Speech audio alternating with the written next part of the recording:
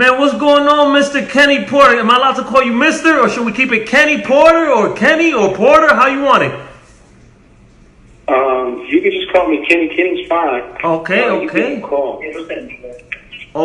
So yeah, we're with Sidestep Boxing. I'm correspondent. I'm good friends with Lenroy TNT Thomas, and he let us know now officially that he is under your tutelage, under your wing. You are now training Lenroy TNT Thomas. Is that true?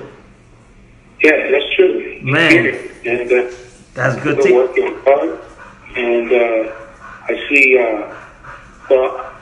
I had an opportunity to work with him in the UK, and the outcome of that fight was fantastic. And what happens a lot of times with a young fighter, when he wins a championship, he just grows from that, and he's continued to come here with that same mentality, and he's growing from that championship. Absolutely.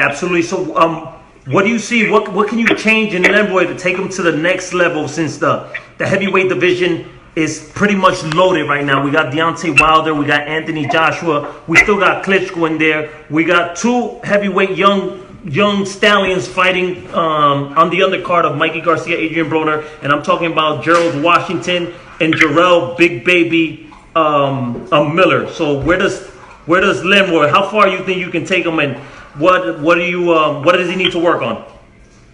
Well, for me, when I work with anybody, not Lenroy, when I work with anyone, the first thing I want to do is I want to learn what the fighter knows.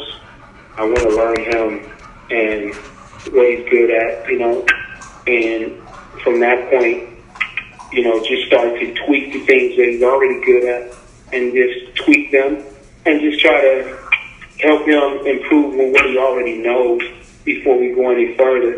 So I can't say at this time, where he stands with that level of competition and those guys, but I can say that, for the championship that he just won, a rematch with the guy that he fought, David Allen, yes. I expect him to beat him again in a dominant fashion. And then also, in defending that championship, if he has to defend it against someone else, those fighters on that level right there, I expect him to do very well with them.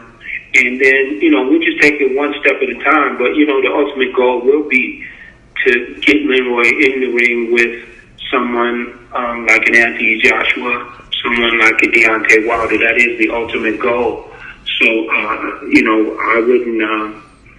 wouldn't say that, right now those are the guys that he's looking for, but we are looking to defend his title, maybe even rematch the guy that he beat for the title, and, take it a step at a time where we both get a chance and opportunity to learn each other, work together, and when we're ready to take those bigger steps, then take those steps.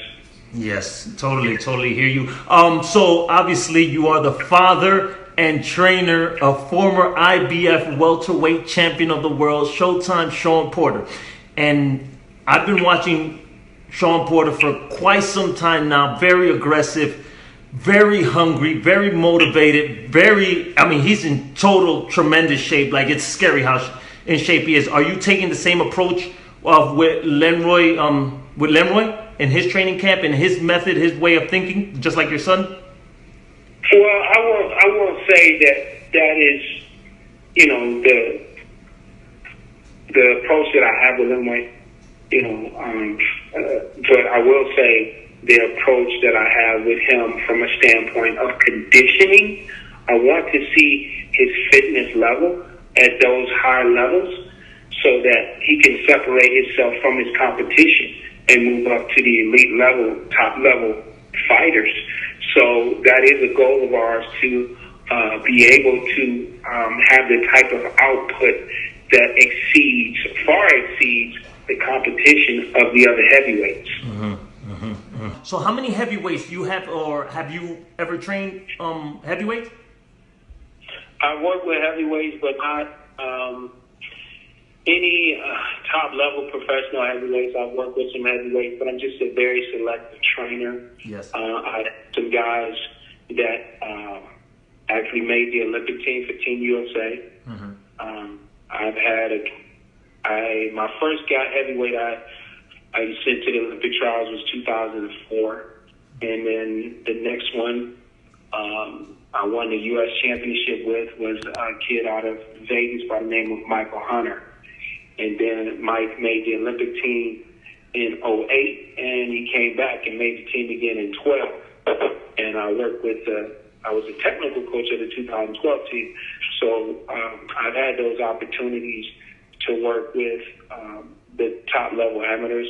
But on a professional level, again, I'm very selective. So other than Shawn, there are no other professional boxers that I'm working with at this time. I trained Shane Mosley for one fight. We rematched Mayorga, and he fought Mayorga, and then after that, he went and did a deal with Duran, and they worked together, but he didn't win that fight. So, right now is just the focus is on Shawn and the focus is on Lenroy, and it's working out pretty good because they've got really complementary personalities. And Lenroy, I can tell he's very, very hungry, and he wants to do everything it takes to get everything out of himself. So he doesn't mind me pushing him. He doesn't mind me yelling at him. He doesn't mind me poking at him, joking at him. He just keeps working, and that's a good thing right there because in this business, especially with me, if you're the only one here, if it's just me and you, we might be here all day. Yeah. Wow. I may not leave.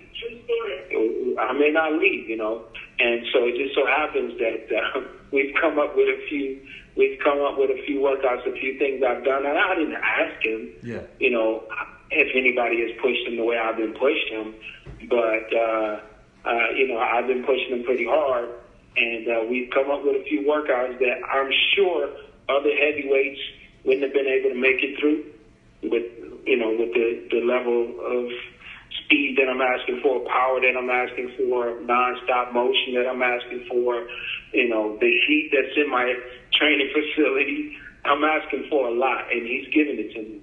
Kenny, on that note, I'm gonna let you go, man. It has been truly an honor. I just want to thank you on behalf of Sidestep Boxing for the interview, for your time, and I wish you, Lenroy, and Shawn nothing but the best.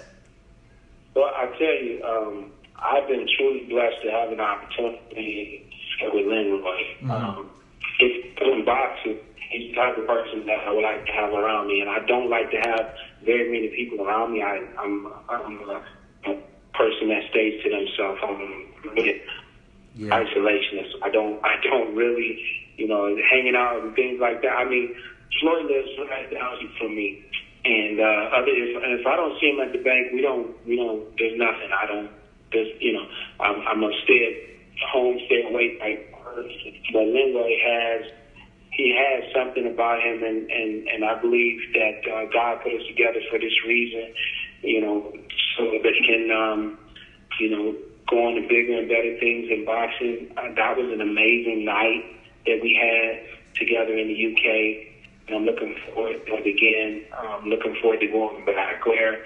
I'm in constant contact with those guys over there about me coming back to do things. And, of course, there's other phone calls that are coming in from Lenroy to do things over there. So the future's bright for him. Man, that is what's up, man. I appreciate everything. Quickly.